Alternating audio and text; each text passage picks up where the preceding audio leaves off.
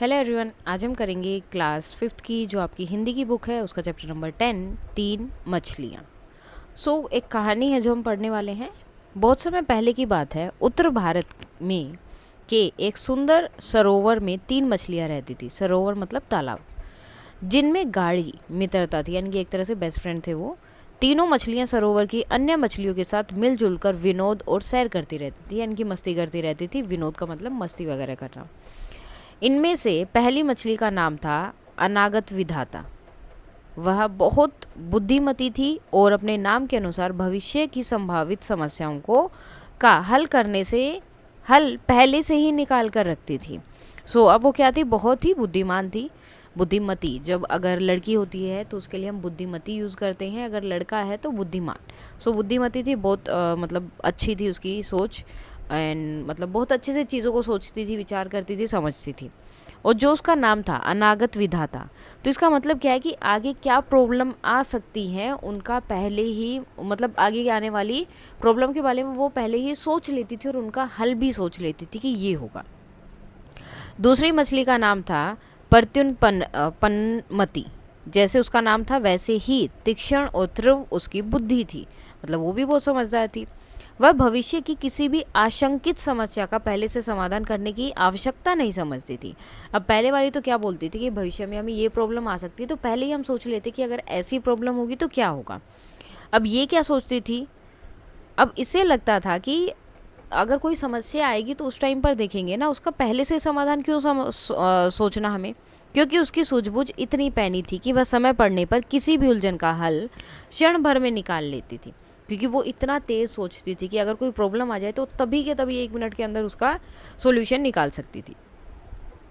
तीसरी मछली का नाम था यद भविष्य। अपने नाम के अर्थ को भी वह सार्थक करती थी। वह किसी भी संकट की संभावना पर ध्यान नहीं देती थी तथा श्रम और चिंतन से बचती थी। अब पहली भी सोचती है कि आगे क्या प्रॉब्लम होगी तो उसका सॉल्यूशन क्या होना चाहिए। दूसरी वाली सोचती थी कि आगे की प्रॉब्लम का क्यों सॉल्यूशन सोचना, जब प्रॉब्लम आएगी तब देख लेंगे। अब तीसरी क्या थी? वो सोचती थी कि जब प्रॉब्लम होगी तब देखेंगे, वो टाइम पर उन पर ध्यान ही नहीं देती थी, आगे का सोचती ही नहीं थी। वो सिर्फ मेहनत करती और फालतू की चीज़ें करने से बचती रहती थी। मतलब श्रम और चिंतन दोनों से ही बचती, ना मेहनत करनी ना सोचना। उसका मत था कि यत्न करने और सोचने विचारने से कोई लाभ नहीं। उसे लगता था कि ये तो फालतू की सोच विचार है, कोई फायदा नहीं है इनका। जो होना होगा सो तो होगा ही, अब जो होना है उसे होगा ही, उसे हम बदल थोड़ी सकते हैं। इसलिए सब कुछ भाग्य के भरोसे छोड़ देना चाहिए और निश्चिंत होकर आनंद से रहना चाहिए। और वो सोचती थी कि भाग्य पे छोड़ो, जो होगा जैसा होगा देखा जाएगा, और आनंद लो, खुश रहो। एक दिन शाम के समय उस सरोवर के किनारे से अकस्मात 2 मछुआरे निकल रहे थे। तो 2 मछुआरे जो हैं वही पास से निकल रहे थे। उन मछुआरों ने यह सरोवर पहले कभी नहीं देखा, तो उन्होंने पहले ये जगह, ये तालाब जो है देखा ही नहीं था। इतना रमणीय यानी कि सुंदर, मतलब देखने के बाद मन करता कि देखते ही रहो। स्थान देखकर वे सरोवर के किनारे विश्राम करने बैठ गए, तो वहीं बैठ गए। क्षण भर में उनका ध्यान पानी में सैर करती हुई मछलियों पर गया। तो वहाँ बैठे हैं तो थोड़ी देर में उन्हें मछलियाँ भी दिखी वहाँ पर जो तैर रही थी। अरे देखो इस सरोवर में कितनी बड़ी बड़ी मछलियाँ हैं। तो यहाँ पर आएगा तो बोलते कि यहाँ तो बहुत बड़ी बड़ी मछलियाँ हैं।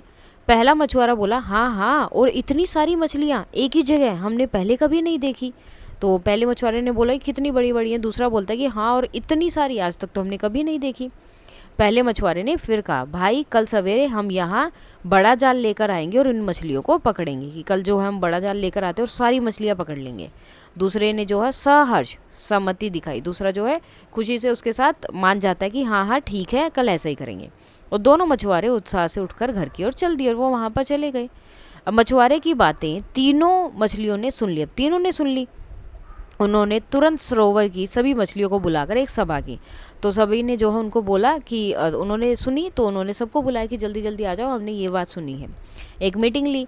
अनागत विधाता ने सब मछलियों को संबोधित करके बताया कि 2 मछुआरे अगले दिन सवेरे सरोवर पर जाल डालकर सब मछलियों को पकड़ने की योजना बना रहे हैं।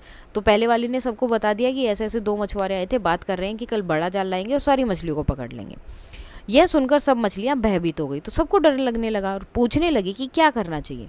तो पूछती है कि क्या करना चाहिए। अब अनागत विधाता क्या करती है, वो सबको बताती है कि अगर हो जाएगा तो हम ऐसे कर लेंगे। अनागत विधाता ने कहा कि इस संकट से बचने का सबसे अच्छा उपाय यह है कि सवेरे होने से पहले हम ये सरोवर छोड़कर पास के दूसरे सरोवर में चले जाएं, कि हमें ये जगह छोड़कर दूसरी जगह चले जाना चाहिए। इस पर प्रत्युत्पन्नमति ने कहा कि मैं तो यहीं रहूंगी और यदि मछुआरे आएंगे तो उस समय की स्थिति देखकर कुछ उपाय ढूंढ लूंगी। तो पहले वाले ने सही आइडिया दिया था कि हम अभी चले जाते ताकि सुबह जब आए तो हम आराम से रहें, लेकिन जो उसकी दूसरी फ्रेंड थी वो बोलती है कि मछुआरे कल आएंगे तो मैं कल देखूंगी और परिस्थिति के अनुसार उसके अकॉर्डिंग ही फिर देखूंगी क्या करना है। यद भविष्य, तीसरे वाली तो स्वभाव में ही क्या थी, आलसी थी, आलसमयी थी। वह कहने लगी कि मैं तो अपने इस पुराने निवास स्थान को छोड़कर कहीं नहीं जाऊंगी, कि मुझे यहीं रहना, मैं कहीं नहीं जाऊंगी। भाग्य में जो लिखा होगा वही होगा, मुझे कुछ करने की आवश्यकता नहीं है, कि मैं कहीं नहीं जाने वाली, ना मैं कुछ करूंगी, जो होना होगा हो जाएगा। यदि भाग्य में बचना लिखा होगा तो हम सब बच ही जाएंगे, हो सकता है कि मछुआरे आए ही नहीं। अब ये भी तो हो सकता है कि क्या अब तो मछुआरे आए नहीं, वो ऐसे ही कहकर चले गए हों। अगर मेरा बचना लिखा है तो बच जाऊंगी और मरना होगा तो मर जाऊंगी।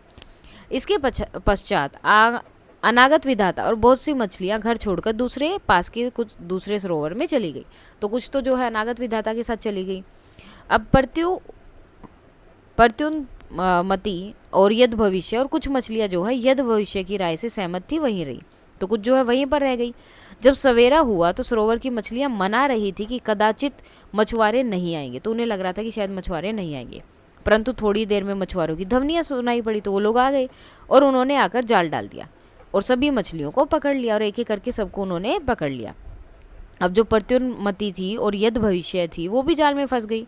मछुआरे बहुत खुश हुए कि इतनी स्वस्थ और बड़ी बड़ी मछलियां उन्होंने पकड़ ली। अब प्रत्युन्मति ने अपने बचने का उपाय बड़ी तीव्रता से सोचने लगी। वो जल्दी जल्दी सोचने लगी कि मैं क्या कर सकती हूँ, और उसने तुरंत सूझ गया कि क्या करना चाहिए। उसने सोच लिया कि क्या करना है। मछुआरों की बातचीत वह समझ गई, उन्हें स्वस्थ और जीवित मछलियां ही चाहिए। अब उसकी बात उसने सुन ली थी, उन्हें क्या चाहिए थी, जो जिंदी मछलियां हैं, जी रही हैं और स्वस्थ हैं। उसने उसी क्षण अपना शरीर सिकोड़ कर और आंखें बंद करके निर्जीव सी बनकर पड़ गई। तो उसने जो है अपनी आंखें बंद कर ली और शरीर को बिल्कुल छोटा सा कर लिया, सिकोड़ लिया। ऐसे लग रहा है जैसे बीमार है या फिर मर गई है। निर्जीव का मतलब होता है जिसमें जान नहीं है, तो वो ऐसी बन गई कि उसके अंदर जान ही नहीं है, मर गई है। मछुआरे मछलियों को संभालने लगे तो देखा कि एक मरी हुई मछली है। तो उन्होंने देखा कि एक मछली तो मर गई है, तो उन्होंने तुरंत ही प्रत्युन्मति को जाल से निकालकर सरोवर में फेंक दिया और एक को क्या किया, उसी मछली को जो उसकी दूसरी वाली थी उसको बाहर फेंक दिया और अपनी प्रत्युत्पन्न बुद्धि के कारण उसकी जान बच गई। तो इसी तरह तेजी से सोचने के कारण उसकी जान बच गई, पर यद भविष्य की जान नहीं बच पाई। अब उसकी तो नहीं बची, क्यों? क्योंकि वो क्या सोचती थी कि अगर होना होगा हो जाएगा, मैं कुछ नहीं कर रही, तो इस वजह से उसकी जान नहीं बची। और मछुआरे उसे और उसकी साथी मछलियों को लेकर चलते बने। अब ये जो है पंचतंत्र की कहानियाँ हैं, ठीक है, जो मालती देवी ने लिखी है। पंचतंत्र की बहुत सारी कहानियाँ जिनमें जानवरों को लेकर कहानियाँ बनाई गई है और उनसे अलग अलग सीख दी गई है। पंचतंत्र नीति साहित्य का एक विशिष्ट ग्रंथ है जिसमें लगभग 2500 से लेकर 3000 वर्ष पूर्व भारत में रचा गया था। मतलब इस टाइम पे उसे लिखा गया था। इसके लेखक प्रसिद्ध आचार्य विष्णु शर्मा माने जाते हैं। पंचतंत्र का निर्माण एक शिक्षण सामग्री के रूप में किया गया था जिसका उद्देश्य बच्चों को रोचक कथाओं के माध्यम से जीवन मूल्य सिखाना है। अब देखो तीनों मछलियां हैं, या तो आप पहले सोच लो या फिर आपकी बुद्धि इतनी तेज है कि आप उसी टाइम सोच सकते हो, लेकिन आलस में अगर आप रहेंगे तो क्या होगा, कुछ नहीं होगा, आप लास्ट में मर जाएंगे, जैसे यहाँ पर इसके साथ में हुआ था। इस ग्रंथ में नैतिक शिक्षा देने के उद्देश्य से लिखी कहानियां हैं जो विभिन्न पशु पक्षियों के माध्यम से प्रस्तुत की गई हैं। ये कहानियां न केवल बच्चों अपितु वयस्कों के लिए भी जीवन के विभिन्न पहलुओं का बोध कराने में सार्थक है और आज के युग में भी उतनी ही प्रासंगिक है जितनी प्राचीन समय में थी। तो इसमें क्या है, मोस्टली इस तरह की कहानियां जिससे कुछ ना कुछ सीखने को मिलता है। बच्चे ही नहीं, बड़े भी इसे पढ़ सकते हैं और आज के टाइम पे भी ये बिल्कुल उसी तरह से सटीक बैठती हैं, सही हैं जैसे पहले के समय में थी। तो सबसे पहले शब्दार्थ देख लेते हैं। फर्स्ट है सरोवर, तालाब, गाढ़ी, गहरी, विनोद, मनोरंजन, तीक्ष्ण, तेज, आशंकित, जिसकी आशंका हो, पैनी, तेज, यतन, प्रयास, अकस्मात, अचानक, मछुआरे, मछली पकड़ने वाले, रमणीय, सुंदर और देखने योग्य, विश्राम, आराम, हर्ष, खुशी से, सभा, वह स्थान जहाँ किसी विषय पर बात करने के लिए एकत्रित हों या इकट्ठे हों, योजना, कार्य करने की रूपरेखा, भयभीत, डर, संकट, मुसीबत, आलस्यमयी, आलसी, पश्चात, बाद में, सवेरा, सुबह, ध्वनियाँ, आवाज़, प्रसन्न, खुश, निरोग, स्वस्थ। पहले बातचीत के लिए, क्या आपने कभी नदी, पोखर या समुद्र तट का भ्रमण किया है? भ्रमण मतलब घूमना वहाँ पर, आपने वहाँ क्या क्या देखा? जैसे कि हाँ, मैंने एक बार नदी का भ्रमण किया था। वहाँ मैंने साफ पानी, तैरती मछलियाँ, हरे भरे पेड़ और चहकते पक्षी देखे थे। पानी में छोटी छोटी मछलियाँ तैर रही थी और किनारे पर रंग बिरंगे पत्थर थे। अब इनका जो आंसर्स है ना, ये जो बातचीत के लिए, इनका आपका आंसर अलग अलग हो सकता है। क्या किसी कार्य को भाग्य के भरोसे छोड़ना चाहिए? तो नहीं, किसी कार्य को भाग्य के भरोसे नहीं छोड़ना चाहिए। हमें अपनी मेहनत और बुद्धि से काम करना चाहिए। जैसे यद भविष्य ने भाग्य पर भरोसा किया और उसकी जान नहीं बची, लेकिन प्रत्युन्मति ने बुद्धि से अपनी जान बचाई। यद भविष्य मछुआरों से अपना प्राण नहीं बचा पाई। यदि उसके स्थान पर आप होते तो मछुआरों से अपने प्राण कैसे बचाते? तो अगर मैं यद भविष्य की जगह होती तो मैं अनागत विधाता की तरह पहले ही दूसरी मछलियों के साथ दूसरी सरोवर में चला जाता। अगर जाल में फंस जाता तो प्रत्युन्मति की तरह मरी हुई मछली बनकर अपनी जान बचाता। आपको कौन सी मछली सबसे अच्छी लगी और क्यों? मुझे प्रत्युन्मति सबसे अच्छी लगी क्योंकि उसने अपनी तेज बुद्धि से मुसीबत के समय अपनी जान बचाई। वह बहुत चतुर थी। आपको अगर जो है दूसरी अनागत विधाता अच्छी लगी तो वो बोल सकते, यदि भविष्य अच्छी लगी तो वो। अब पाठ से निम्नलिखित प्रश्नों के सही उत्तर पे मछली का चित्र बनाना है। एक से अधिक विकल्प भी सही हो सकते हैं। फर्स्ट क्वेश्चन है, अनागत विधाता को बहुत बुद्धिमती किस कारण से बताया गया? क्योंकि उसके नाम के अनुरूप और स्वभाव के कारण, और भविष्य की संभावित समस्याओं को हल पहले से ही जो है सोच के रखने के कारण। मछुआरों की बातें सुनकर सभी मछलियों ने सभा क्यों की? क्योंकि जो है उन्हें प्राण बचाने के लिए अपने उपाय ढूंढना था और पास के दूसरे सरोवर में जाने के लिए। मछुआरों ने प्रत्युन्मति को जाल से बाहर क्यों फेंक दिया? क्योंकि उन्हें जीवित मछलियां चाहिए थी और प्रत्युन्मति ने क्या किया था, उसने मरने की एक्टिंग की थी। मछुआरों ने के जाल में कौन कौन सी मछलियां फंस गई? प्रत्युन्मति, यद भविष्य और अन्य सभी बड़ी बड़ी मछलियां। स्तंभ क और ख दो दिए हैं। आपस में संबंध रखने वाले शब्दों को आपको क्या करना है, मिलाना है। जैसे अनागत विधाता बुद्धिमती, सुंदर सरोवर था, प्रत्युन्मति तीक्ष्ण और तीव्र बुद्धि, बड़ी बड़ी मछलियां, और यद भविष्य कैसी थी, आलसी। सोचिए और लिखिए। प्रत्युन्मति पहले से ही समस्या का समाधान करने की आवश्यकता क्यों नहीं समझती थी? प्रत्युन्मति की बुद्धि बहुत तेज थी। वह मुसीबत के समय तुरंत उपाय निकाल लेती थी, इसलिए उसे पहले से समाधान सोचने की जरूरत नहीं पड़ती थी। सभी मछलियों के भयभीत होने का कारण क्या था? सभी मछलियां इसलिए भयभीत थी क्योंकि उन्होंने मछुआरे की बातें सुन ली कि वे अगले दिन जाल डालकर सभी मछलियों को पकड़ने आएंगे। जो होना होगा सो तो होगा ही। यह किस मछली का मानना या वह ऐसा क्यों मानती है? यद भविष्य का मानना है। वैसा इसलिए मानती थी क्योंकि वह आलसी थी और मेहनत या चिंतन करना नहीं चाहती थी। वह सब कुछ भाग्य पर छोड़ देती थी। अनागत विधाता ने मछुआरों की योजना से बचने के लिए क्या उपाय सुझाया? अनागत विधाता ने सुझाया कि सभी मछलियां सवेरा होने से पहले ही सरोवर छोड़कर पास के दूसरे सरोवर में चले जाएं। प्रत्युन्मति ने मछुआरों से बचने के लिए क्या उपाय सोचा? प्रत्युन्मति ने मरी हुई मछली की तरह अपना शरीर सिकोड़ लिया और आंखें बंद कर ली। मछुआरों ने उसे मरा समझकर सरोवर में फेंक दिया। भाषा की बात। कहानी में आए कुछ संज्ञा, सर्वनाम, विशेषण और क्रिया शब्द नीचे दिए गए हैं। ठीक है, सरोवर में दिए गए हैं, नीचे जो सरोवर बना, तालाब बना है। संज्ञा क्या होती है? नाम वाले शब्द। सर्वनाम क्या है? जो नाम की जगह यूज होते हैं। जैसे मैं अपना नाम ना लेकर अपने लिए अपना, मैं, मेरा, इस तरह से वर्ड्स यूज कर रही हूँ। विशेषण, अब जैसे सरोवर कैसा था, सुंदर। ठीक है, इस तरह से जो शब्द यूज होते हैं उन्हें बोलते हैं विशेषण। क्रिया, काम वाले जो शब्द होते हैं। तो अब ये जितने भी शब्द हैं इनको हमें संज्ञा, सर्वनाम, विशेषण और क्रिया, इनमें अलग अलग हमें करना है। संज्ञा में क्या क्या है? मछली, मछुआरा, यद भविष्य, सरोवर, सभा। सर्वनाम में मैं, वह, हमने, उन्होंने, कुछ।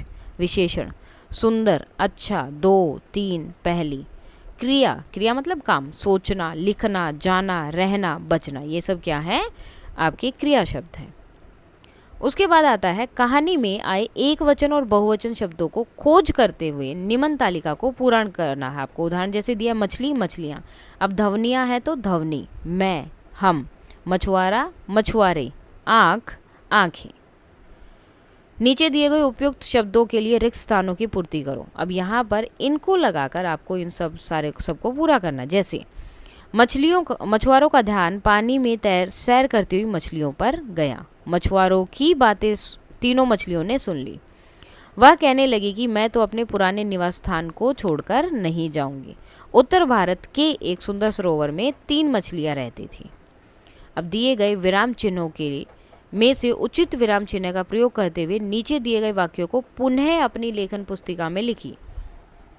अब यहाँ पर जितने भी सेंटेंसेस दिए हैं किसी पर कोई भी साइन नहीं लगा, कोई कोमा नहीं है, क्वेश्चन मार्क नहीं, कुछ नहीं लिखा है, तो आपको सही बताना है कौन सा है। अब देखो क्वेश्चन मार्क कहाँ होता है, जहाँ पे कोई क्वेश्चन पूछा जाता है। कोमा कहाँ लगाते हैं, जहाँ बहुत सारे राम एक साथ आ जाए या फिर कहीं पर आपको थोड़ी देर के लिए रुकना हो। ये होता है पूर्ण विराम, जब आपका सेंटेंस खत्म हो गया हो उसके लिए। ये है एक्सक्लेमेशन मार्क, तो ये कहाँ होता है, जब कोई सरप्राइज की बात हो या शोक हो उस टाइम पर। उद्धरण चिन्ह है, जब एज इट इज़ बात आपको बोली जाती है तो उसे बोलते हैं, उस वहाँ पर यूज़ होता है। और ये क्या है, हाइफन, जिसे आप बोलते हैं योजक चिन्ह है, 2 वर्डों को जोड़ने के लिए। अब इनको पूरा करना है, एक समय की बात है, तो यहाँ पर क्या आएगा आपका पूर्ण विराम। पहला मछुआरा बोला, पहले मछुआरे ने क्या बात बोली उसको एज इट इज़ बताने के लिए ये चिन्ह हम यूज़ करते हैं। तो उद्धरण चिन्ह लगे, पहले कोमा, अरे, उसके बाद में आपका विस्मय आदि बोधक चिन्ह है जो एक्सक्लेमेटरी साइन है। देखो इस सरोवर में कितनी बड़ी बड़ी मछलियाँ हैं। मछुआरों ने सरोवर में अनागत विधाता, कोमा, प्रत्युन्मति, कोमा, यद भविष्य और बड़ी बड़ी स्वस्थ मछलियाँ देखी। हाँ हाँ, और इतनी सारी मछलियाँ एक ही जगह हमने पहले कभी नहीं देखी, दूसरा मछुआरा बोला। तो दूसरे मछुआरे ने जो बोला उस बात को एज इट इज़ लिखने के लिए हम इन चिन्हों का यूज़ करते हैं। मछुआरों की बातें तीनों मछलियों ने सुन ली, आपका पूर्ण विराम। अनुमान और कल्पना, प्रत्युन्मति ने मछुआरों से बचने की जो योजना बनाई, यदि वह उसमें सफल न होती तो उसकी अन्य योजना क्या हो सकती थी।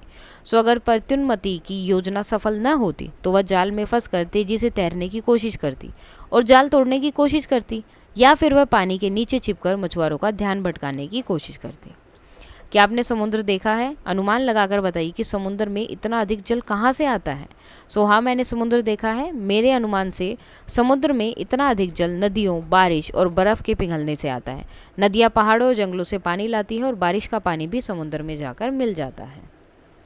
अपनी सूझबूझ के कारण प्रत्युन्मति मछुआरों से बच सरोवर में अपनी मित्र अनागत विधाता के पास पहुंच गई होगी। अब लेखन पुस्तिका में लिखना है कि आगे क्या हुआ होगा।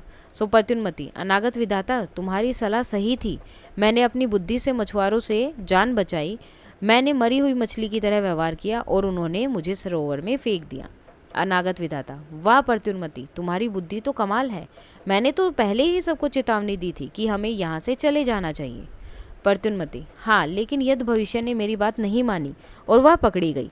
हमें अब और मछलियों को समझाना होगा कि भाग्य पर भरोसा करके काम नहीं चलेगा। अनागत विधाता, बिल्कुल, हमें हमेशा सतर्क रहना चाहिए और अपनी बुद्धि का उपयोग करना चाहिए। बूझो तो जाने, नीचे पानी में तैरती हुई मछलियों को ध्यान से देखिए और बताइए कि इनमें से कौन सी मछली, इनमें से बिल्कुल एक जैसी दिखने वाली कौन सी मछली है जो बिल्कुल सेम दिख रही है। ठीक है, आपको वो बताना है। इनके लाइन वगैरह सब आपको देखने हैं। तो ये जो हैं ये बिल्कुल सेम है। अब कैसे सेम है ये देखो, इसके डॉट कैसे हैं, इस तरह से। अब इसके भी डॉट कैसे हैं, अगर इसको आप उस तरफ से कर देंगे,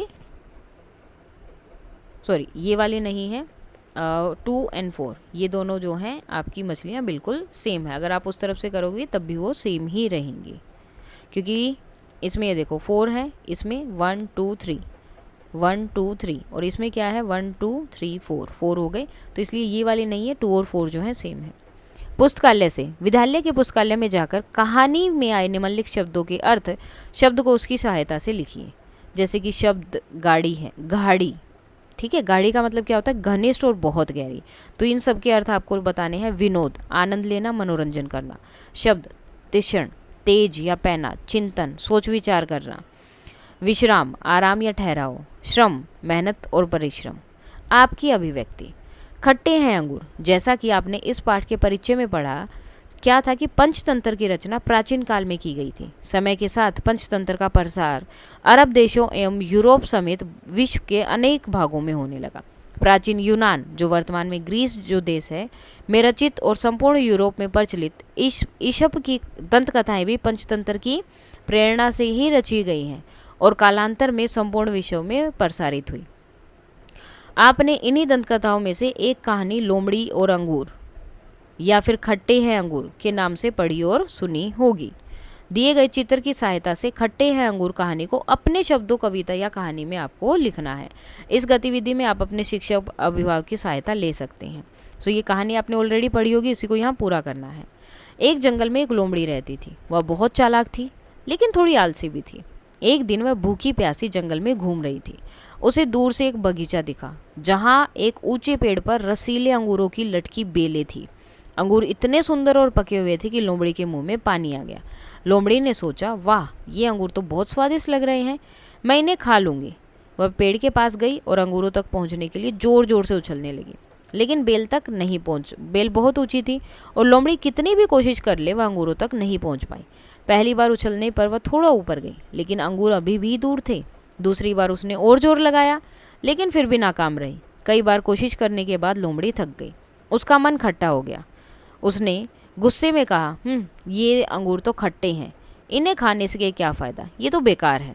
और यह कहकर लोमड़ी वहाँ से चली गई। लेकिन सच तो यह था कि अंगूर खट्टे नहीं थे। लोमड़ी केवल अपनी नाकामी छिपाने के लिए ऐसा कर रही थी, क्योंकि उसे अंगूर नहीं मिले थे, इसलिए वो बोल रही थी। तो इसलिए कभी किसी का कोई काम नहीं होता तो बोलते ना कि तू तो बोलेगा ये अंगूर खट्टे हैं, क्योंकि तेरे से वो काम हुआ नहीं। ओके, इस तरह से। सीख, यह कहानी हमें सिखाती है कि हमें अपनी असफलता को स्वीकार करना चाहिए और बहाने नहीं बनाने चाहिए।